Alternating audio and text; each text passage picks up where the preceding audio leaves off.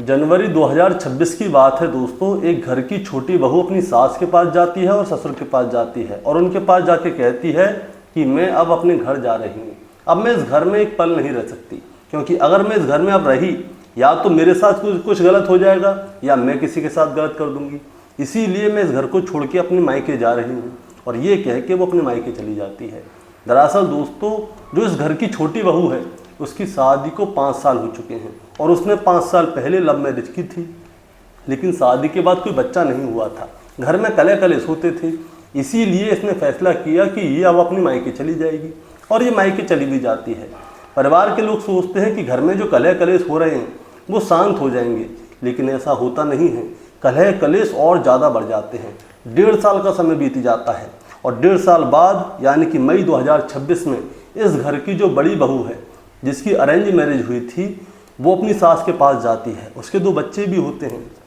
वो कहती है कि सासू माँ, मैं भी अपने मायके जा रही हूँ और मैं अब कभी भी वापस लौट के नहीं आऊँगी। सास ससुर से रोकने की कोशिश करते हैं, लेकिन वो किसी की सुनती नहीं है। वो दोनों बच्चों को अपने साथ लेती है और अपने मायके चली जाती है। जो सास ससुर हैं वो सोचते हैं कि शायद अब घर में कलह कलेश खत्म हो जाएंगे, लेकिन ऐसा होता नहीं है।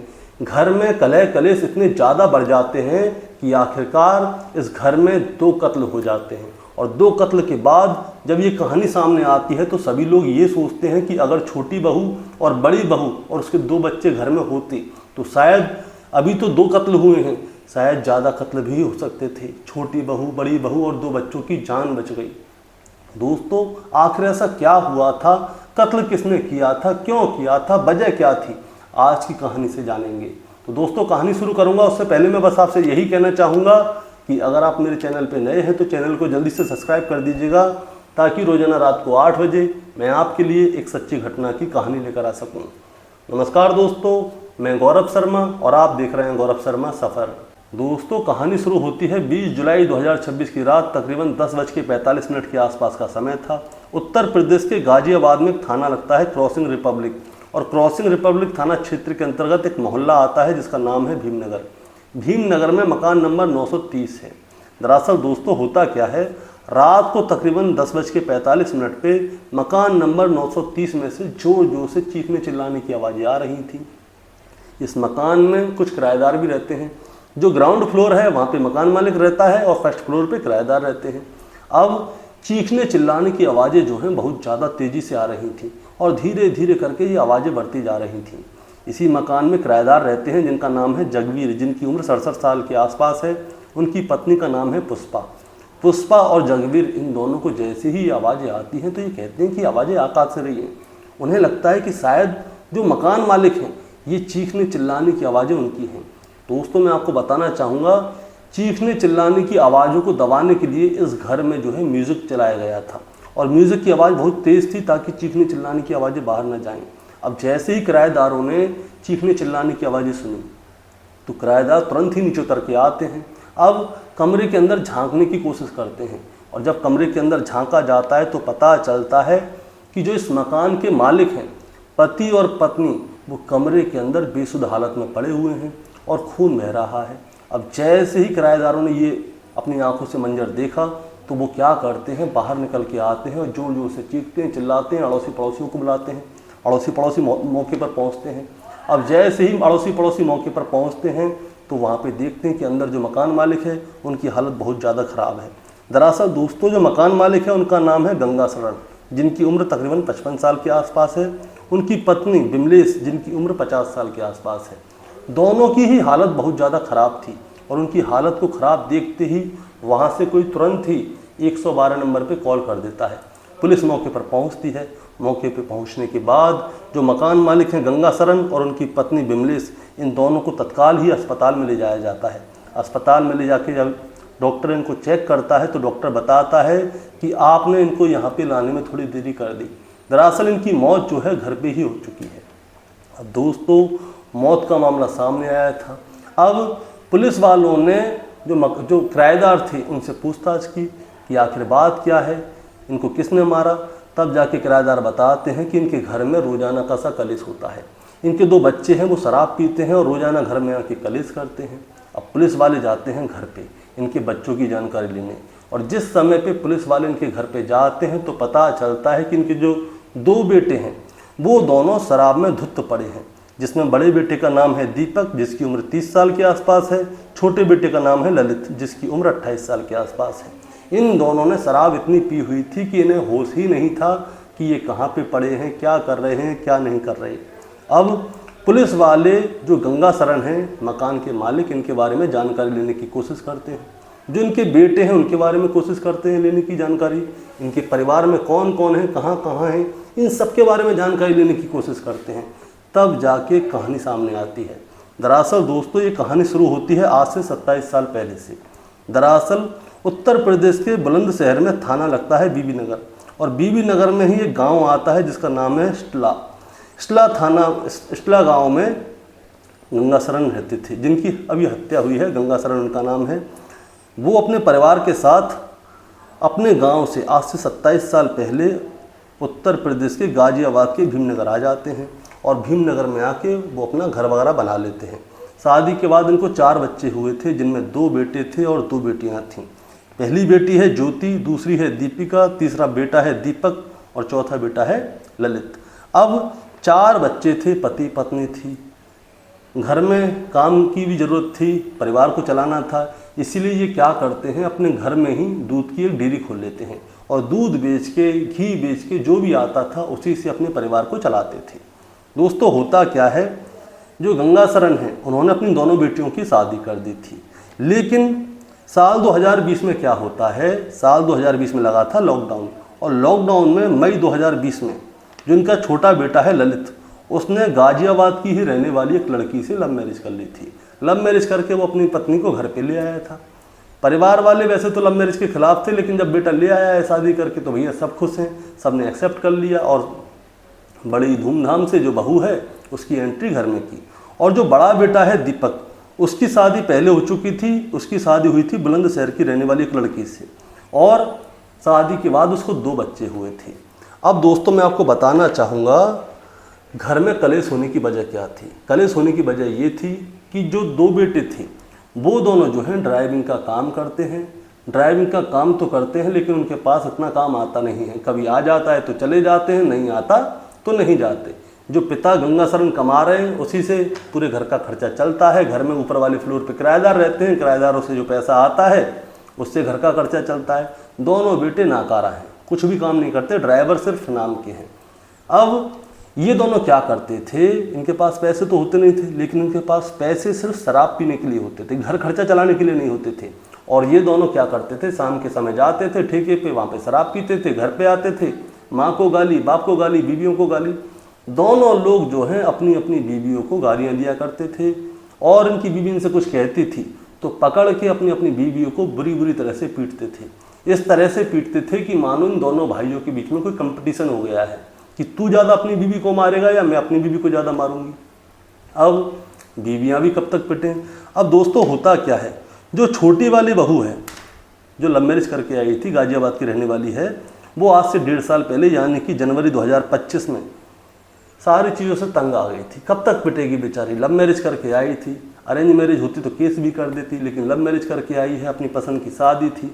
वो पिट पिट के इतनी परेशान हो गई कि जनवरी 2025 में अपने सास ससुर के पास जाती है, उनसे कहती है कि अब मुझे इस घर में नहीं रहा जाएगा, मेरा सब्र टूट गया है, मैं कब तक मार खाऊंगी, मैं अब नहीं रह सकती। अब वो ये कह के क्या करती है, अपने मायके चली जाती है। शादी के बाद उसको कोई बच्चा हुआ नहीं था, अकेली थी, अकेली ही अपने घर चली जाती है। माता पिता जो होते हैं, सास ससुर गंगा शरण और उसकी पत्नी, वो दोनों सोचते हैं कि शायद अब छोटा बेटा जो है वो सुधर जाए, बीवी चली गई है, इसका दुख होगा, अब शराब पीना बंद कर देगा। लेकिन ना, बेटे ने सुधरने का नाम नहीं लिया। बीवी जाने के बाद तो वो फ्री हो गया, और फ्री होने के बाद और ज़्यादा शराब पीने लग गया, और ज़्यादा बिगड़ जाता है। और जो बड़ा बेटा है वो तो शराब पीता ही है, लेकिन अब छोटी बहू तो बच गई, वो तो पिटती नहीं है, लेकिन बड़ा बेटा क्या करता है, बड़ा बेटा शराब पी के आता था, घर पे आता था, बीवी को मारता था, उसके 2 बच्चे थे उनको भी पीटता था बुरी तरह से। अब बेचारी जो बड़े बेटे की बीवी है वो भी कब तक रहेगी, तो वो क्या करती है, मई 2026 में अपनी सास ससुर से कहती है कि देखिए छोटी तो चली गई, मैं भी क्या करूं, मेरे को भी इतना बुरी तरह से मारते हैं, पीटते हैं। इसलिए जो बड़ी वाली बहू है जिसकी अरेंज मैरिज हुई थी, वो भी घर छोड़ने की बात अपने सास ससुर से कह देती है। सास ससुर से रोकने की कोशिश करते हैं, लेकिन भाई कितना पिटेगी वो क्या करती है, अपने दोनों बच्चों को अपने साथ लेती है और मायके चली जाती है अपने गाँव। अब घर में माता पिता और उनके 2 बेटे रह गए हैं। बेटे बिगड़ैल हैं, शराब पीते हैं, उनको किसी से मतलब नहीं है। माँ बाप अच्छे हैं, किराए से जो पैसा आता है उससे घर परिवार चल रहा है, लेकिन बच्चों को कोई लेना देना नहीं है। अब समय गुजरता है, तारीख आती है 20 जुलाई 2026। 20 जुलाई 2026 को छोटा बेटा जो है ललित, उसका जन्मदिन था और उसके जन्मदिन के उपलक्ष्य में उसकी माँ क्या करती है, घर में कीर्तन करवाती है। दोपहर तकरीबन 3 बजे से कीर्तन शुरू हो जाता है और शाम को 4:30-5 बजे तक कीर्तन चलता है। मोहल्ले के लोग आते हैं, महिलाएं आती हैं, जो जानने वाले आते हैं, बड़े ही धूमधाम से मतलब छोटा मोटा सा एक प्रोग्राम करवा देते हैं घर में जन्मदिन का। सब लोग खुश होते हैं। अब शाम के समय पे सभी लोग जो हैं अपने अपने घर वापस चले जाते हैं। घर के अंदर ललित, उसका बड़ा भाई दीपक, ये दोनों होते हैं, माता पिता होते हैं और ललित का एक दोस्त होता है। तो ये दोनों क्या करते हैं, ललित और उसका दोस्त, वो दोनों घर से बाहर निकलते हैं। वो कहते हैं चलो पार्टी करने चल रहे हैं, आज तो बर्थडे है। ये दोनों जैसे ही पार्टी करने के लिए जा रहे होते हैं कि तभी बड़ा भाई आ जाता है। वो कहता है कि कहाँ जा रहे हो? ये दोनों कहते हैं हम तो बाहर जा रहे हैं काम से, पार्टी वार्टी करने। तो दीपक कहता है कि तुम दोनों कैसे जा रहे हो? मैं भी चल रहा हूँ। ये तीनों लोग जो है शराब के ठेके पे पहुँच जाते हैं, वहाँ से शराब लेते हैं, जो खाना पीना जो भी करना होता है सारी चीज़ें करते हैं। रात के बज जाते हैं 9:30। अब 9:30 बजे के आसपास क्या होता है दोस्तों, मैंने आपसे शुरुआत में कहा था कि इनके पास शराब पीने के लिए पैसे थे और किसी चीज़ के लिए पैसे नहीं थे। 9:30 बज जाते हैं और 9:30 बजे के बाद इनके हो जाते हैं पैसे खत्म। अब जहाँ पे इन्होंने शराब पी थी वहाँ से इनको घर पे वापस आना था, लेकिन इनके पास पैसे नहीं थे। इसीलिए इन लोगों में क्या है, वहीं से बहस होना शुरू हो जाती है। वहीं पे एक दूसरे को गाली देते देते जैसे तैसे करके ये घर पहुँच जाते हैं। रात को तकरीबन 10 बजे के आसपास ये लोग घर पे पहुँच जाते हैं। घर पे जाके ये दोनों एक दूसरे को गालियाँ दे रहे होते हैं, हाथापाई कर रहे होते हैं। और जिस समय पे ये दोनों गालियाँ दे रहे होते हैं, हाथापाई कर रहे होते हैं, उसी समय पे क्या होता है, इनकी माँ बिमलेश वहाँ पे आ जाती है। माँ वहाँ पे आती है, दोनों बेटों को समझाती है, लेकिन दोनों बेटे एक दूसरे की आगे किसी की सुनते नहीं। तो माँ कहती है कि तुम दोनों नाकारा हो, घर में कुछ करते नहीं हो, जो बाप कमा के ला रहा है उसे खा रहे हो, पी रहे हो, उसके बाद भी शोर मचा रहे हो। अब दोस्तों माँ का सिर्फ इतना कहना ही था कि ये दोनों बेटे क्या करते हैं, इनमें से किसी एक ने अपनी माँ की पीठ में बहुत जोर से लात दी थी और माँ एक ही बार में नीचे गिर गई और नीचे गिर के तड़पने लग गई। और जब माँ नीचे गिर जाती है, तड़पने लगती है, तो उसकी आवाज़ जो है इनके बाप गंगा शरण के कानों में जाती है कि उसकी पत्नी को कुछ हुआ है। वो भागे भागे बाहर आते हैं। अब बाहर आते हैं तो देखते हैं कि माँ जो है ज़मीन पे पड़ी हुई तड़प रही है। तो उनको भी गुस्सा आती है, वो दोनों बेटों को डांटते हैं, फटकारते हैं। लेकिन दोनों बेटों ने आज क्या है, कसम खाई हुई थी कोई शायद। वो क्या करते हैं, बाप को पकड़ते हैं, उसे भी पीटने लगते हैं और इन दोनों को घसीट के कमरे के अंदर ले जाते हैं। अंदर से लगाते हैं कुंडी और फिर माँ और बाप इन दोनों को बुरी बुरी तरह से पीटते हैं। चीखने चिल्लाने की आवाज़ें आती हैं और इनकी चीखने चिल्लाने की आवाज़ें बाहर ना जाएं, ये दोनों बेटे क्या करते हैं, म्यूज़िक सिस्टम चालू कर देते हैं, कोई गाना चला देते हैं ज़ोर से, ताकि घर के बाहर आवाज़ ना जाए और सब लोग ये समझे कि आज जन्मदिन है, घर के अंदर कोई पार्टी वार्टी हो रही होगी।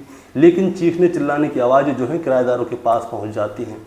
बताया जा रहा है कि इन दोनों लड़कों ने अपने माँ बाप के सर पे हथौड़े से वार किया था, जिसकी वजह से उनको गंभीर चोट लगी। इसी बीच में किसी ने पुलिस को बुलाया, पुलिस उनको अस्पताल ले गई माता पिता को, लेकिन पता चलता है कि वो तो पहले ही मर चुके हैं। पुलिस ने दोनों बेटों को गिरफ्तार कर लिया है।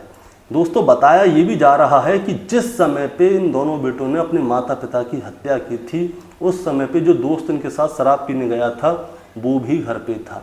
अब उस दोस्त की क्या भूमिका है, पुलिस वाले जो है पूरी जांच पड़ताल करेंगे, उसके बाद ही पता चलेगा।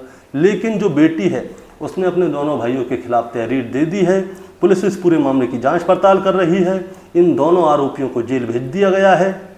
लेकिन जब ये वाली बात आसपास के लोगों को पता चलती है तो सभी लोग चौंक गए कि दो बेटे अपने माता पिता को इस तरह से कैसे मार सकते हैं। शराब इतना नशा कर देती है कि किसी के सर के ऊपर कि कोई अपने माता पिता को मार सकता है और उनको होश भी नहीं है कि माता पिता मर गए हैं। दोस्तों बेटों को गिरफ्तार कर लिया गया है। पुलिस का कहना है कि कम से कम समय में इनकी चार्जशीट लगाई जाएगी और कम से कम समय में ही इनको सजा दी जाएगी। लेकिन दोस्तों कहानी सुनाने का मतलब आपको परेशान करना है, विचलित करना बिल्कुल नहीं है। बस आपको बताना है और जताना है। बताना जताना ये है कि इतने सारे लोग कहते हैं कि शराब पीनी नहीं चाहिए, लेकिन फिर भी लोग पीते हैं। और जो खुद शराब पीते हैं वो भी ज्ञान देते हैं कि शराब नहीं पीनी चाहिए। अब देखिए शराब क्यों नहीं पीनी चाहिए, उसकी वजह ये है। लेकिन जब आप शराबी से बात करेंगे तो वो 50 कहानियाँ सुना देगा कि शराब पीना कितना अच्छा है। लेकिन जिसके घर में इस तरह के हत्याकांड होते हैं, कोई अपनी माँ को मार देता है, कोई बाप को, कोई बहन को, कोई बेटी को, बीवी को, बच्चों को इस तरह से मार देते हैं, तो आप बताइए शराब पीना अच्छी बात है कि गलत? दोस्तों शराब पीना बहुत गलत है, इसीलिए शराब तो पीनी नहीं चाहिए। और इन दोनों भाइयों के बारे में आपका क्या कहना है, आप ज़रा हमें कमेंट में बताएं, ताकि रोज़ाना रात को 8 बजे मैं आपके लिए एक सच्ची घटना की कहानी लेकर आ सकूं। नमस्कार।